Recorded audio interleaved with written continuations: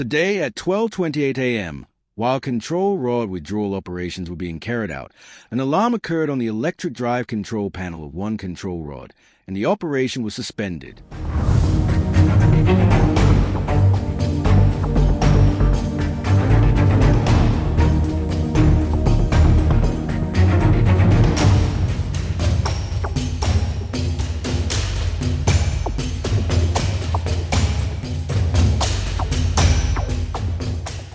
After being dormant for 15 long years, the world's largest nuclear power plant has finally restarted, only to be abruptly shut down once again just hours later. The Kashiwazaki-Kariwa nuclear facility, located along Japan's north-central coast, came back online for the first time in over a decade before encountering an unexpected issue that halted operations. Shortly after the restart, engineers discovered a technical glitch involving the plant's control rods, forcing a precautionary suspension of the process to ensure complete safety. Control rods play a critical role inside nuclear reactors, helping maintain stable operations by controlling the chain reaction and ensuring a safe shutdown when necessary. Plant operator Tokyo Electric Power Company, or TEPCO, assured the public that no safety breaches or radiation risks occurred as a result of the technical fault. Unit 6 was initially scheduled to start up the reactor at 7:02 p.m. and operate throughout the day. However, today at 12:28 a.m., while control rod withdrawal operations were being carried out, an alarm occurred on the electric drive control panel of one control rod, and the operation was suspended. Although the electrical components of the control panel in question were replaced, the situation did not improve. In light of this, I determined, in my capacity as plant manager, that it was necessary to temporarily shut down the plant and conduct a thorough investigation into the cause. The results of the investigation and the measures taken based on those results will be announced again as soon as they become clear. Please note that the hydraulic emergency insertion function of the control rods is currently being maintained. Should any further malfunctions or similar issues occur, the relevant parties will convene to discuss them and will continue to respond carefully, addressing each matter one by one with safety as a top priority. Japan's decision to reboot the nuclear plant comes at a politically charged moment, aligning with Prime Minister Sanae Takaichi's growing military ambitions and strategic energy goals. According to a report by the South China Morning Post, the Japanese Prime Minister aims to create a legal framework that could allow the nation greater flexibility in nuclear policy, even for defense-related purposes. Experts note that Japan already possesses advanced refining technology capable of converting civilian-use plutonium into weapons-grade material if it ever chose that path. At the same time, Japan's armed forces have been recently equipped with US-made, nuclear-capable Tomahawk missiles, signaling an enhanced deterrence capability in the region.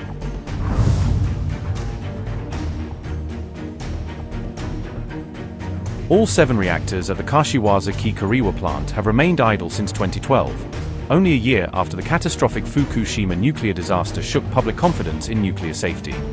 Since then, 14 other reactors managed by different companies have resumed operations across Japan, according to reports from Reuters, marking a slow but steady return to nuclear energy.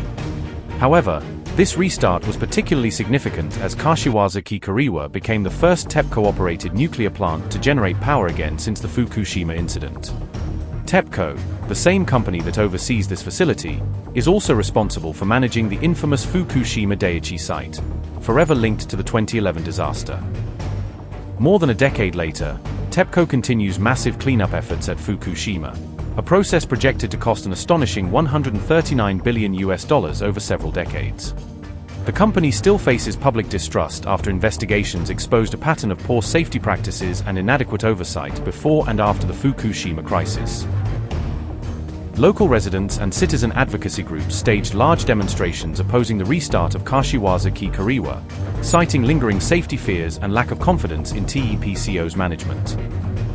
Public protests erupted both in Niigata Prefecture, where the plant is located, and in downtown Tokyo, drawing significant media attention and national debate.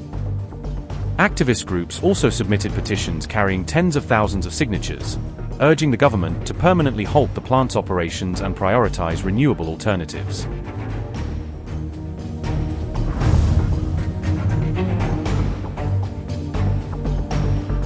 Back in 2011, Japan suffered one of the most devastating accidents in its history at the Fukushima Daiichi nuclear power plant, located on the country's northeastern coast.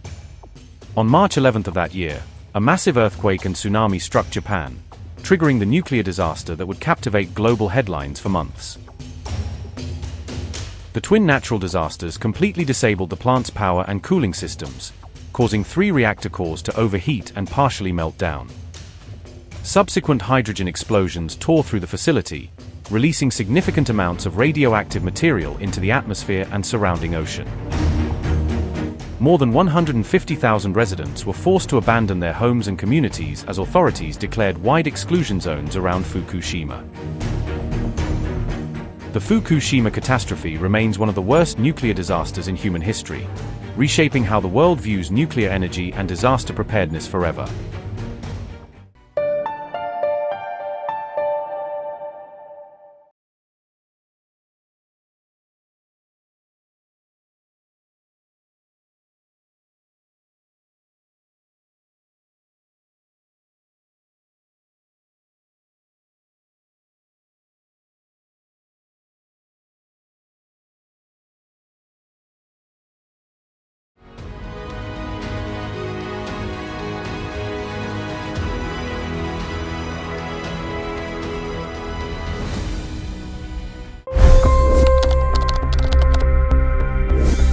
$25 crore गरीब गरीबी को परास्त करके बाहर निकले।